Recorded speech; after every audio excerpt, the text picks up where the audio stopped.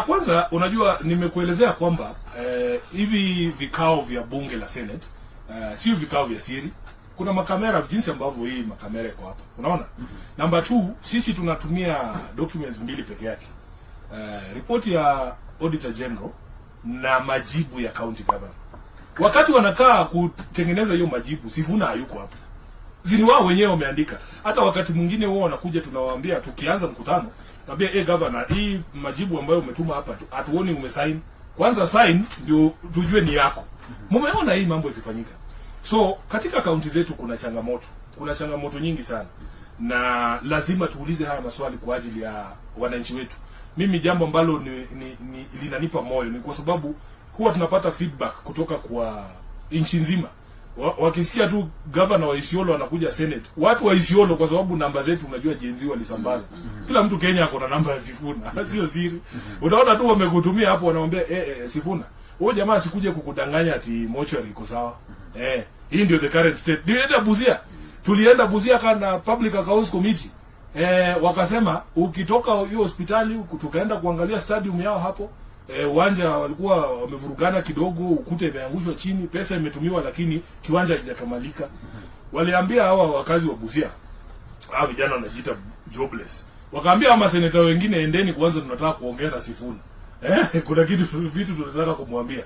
Wakazungumza kuhusu hali ilivyo katika hospitali ya Busia. Unajua one of the things yenye tuli notice, na ukitaka kujua kuna shida mahali, ukiingia katika public hospital, unaona vile una drive ukienda kwa gate ya hospitali ya Busia, on the left ni hospitali, on the right ni hizi pharmacies private kutoka juu mpaka chini.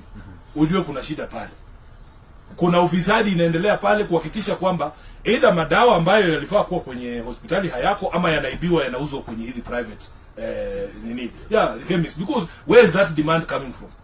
Ukiangalia state ya mortuary ya Busia tangu ilivyojengwa miaka ya sijui huko nyuma kabla hata nizaliwe, hivyo ndio iko. Unaona?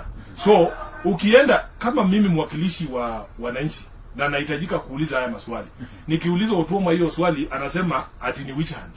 Ni witch hunt aje? Si ukuje utuambie what challenges you're facing kwa upgrade hospitali. Ukuje utuambie kwa nini madawa haiko ndani ya hospitali, na kwa nini hizi chemistry zote zimejaa hapa, na za kina nani? Ukiongea na board of management wanasema Sifuna, kuna vitu tutakwambia kwa siri, kwa sababu if they tell you who the owners of those things are, unakuta ni management ya county wako hapo, management ya hospitali wako hapo, lakini wakisema publicly wataandamwa. Unaona? So when we do these meetings, it is not about witch hunt. We have real problems in our counties. We actually have real problems in our counties. Na kazi yetu sisi ni kuuliza haya maswali. Walijaribu kutuchafulia jina, wakatuita majina sana. Haya, Senate Speaker wetu Kingi akawaambia tunawapa muda mlete hiyo ushahidi ya kwamba haya mambo ati mnanyanyaswa kwenye hizo makamati.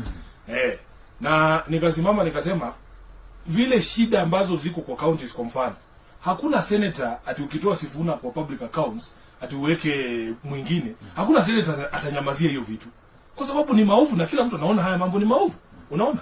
So wakapatiwa muda mpaka waleo walirudi wenyewe pole wakaenda kuona speaker na uongozi wa bunge pale, wakasema bana, waacha basi tumalize hii maneno, ati tutarudi kwa kwa hivyo vikao, kwa sababu sisi pale Senate tulisema it is a constitutional imperative, sio sisi tunasema.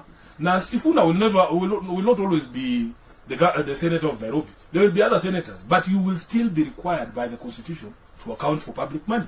So hiyo ilikuwa tu ni kelele. Kwanza, it was an unconstitutional move kwa sababu you can't just say you are not going to appear.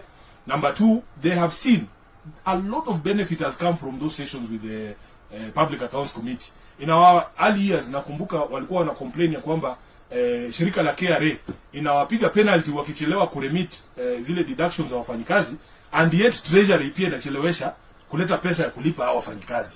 Senate Public Accounts Committee ndio ilisaidia counties tukatoa hiyo kitu. Tumekuwa na mijadala mizuri sana pale kwa Senate. Kwa mfano, tuli-identify counties 13 ambazo tulikuwa tunataka tuwa boost kidogo, tukawawekea pesa zaidi ili waweze kufanya maendeleo katika maeneo yao. Kuna counties 13, yule gavana mmoja tu ambaye alirudi Senate kusema asante. Unajua kuna hadithi kwenye Biblia, Yesu aliponya lepers walikuwa 9 ama 10. Lakini kuna mmoja tu ndiye alirudi akasema asante.